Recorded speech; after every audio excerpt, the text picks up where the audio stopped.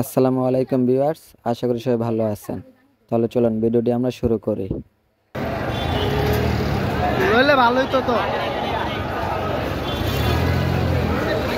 সোমবার সারা বাংলাদেশে ফিলিস্তিনের পক্ষ হয়ে যে মিছিলটি আমরা করি, সেখানে বাংলাদেশ পুলিশও ছিল। ওনারা খুবই দায়িত্বশীলভাবে দেখতেছিল যে কেউ যেন কোনো ধরনের বিশৃঙ্খলা না করে। তো আমি ব্যানার ফেস্টুনটি নিয়ে হাঁটতেছিলাম, তো সবাই আমাকে দেখে অনেক দোয়া ও ভালোবাসা জানিয়েছে এবং কি অনেকেই বলছে যে ভাই তুমি অনেক ভালো একটা কাজ করছো।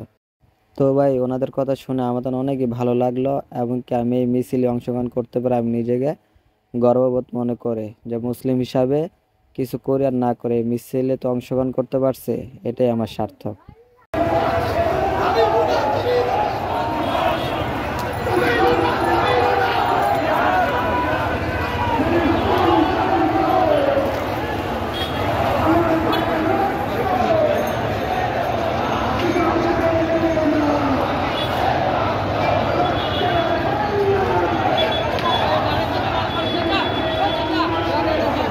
চাচা ইসরায়েলের প্রেসিডেন্টকে জুতা পিটা করে অনেকটা খুশি হলো।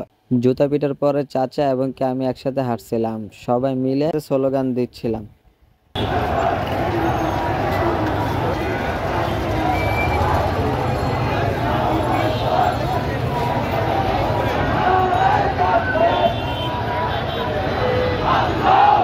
হাত ব্যথা হয়ে যাওয়ার কারণে ফেস্টুনটি একটু নামাই আবার উঠাই, এভাবে করে সারা পথ হাঁটছে।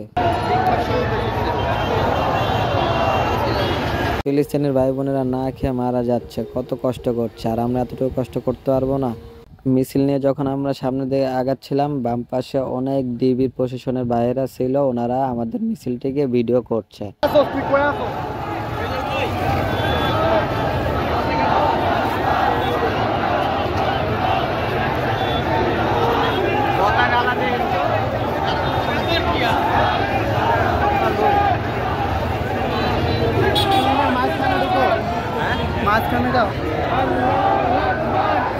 ভাই মজার বিষয় কি, আমরা কেনার জন্য পতাকা খুঁজছিলাম আর কপালে যে কালেমা তায়েবা যে লেখা সে ফেস্টুন আমরা খুঁজছিলাম, কিন্তু কোথাও পাইনি, কারণ সবই বিক্রি করে ফেলছে।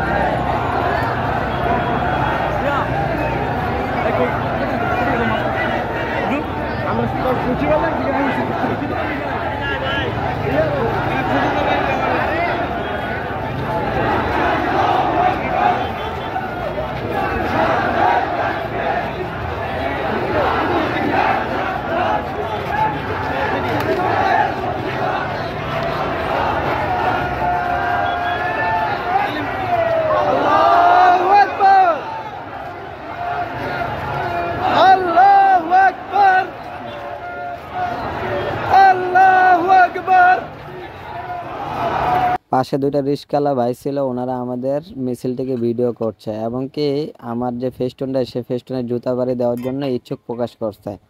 তো ওনার ইচ্ছাটা আমি রাখলাম। ওনার দেখা দেখি ডোনাল্ড ট্রাম্প এবং কি নেতানিয়াহুকে জুতা পিটা করছে পাবলিক।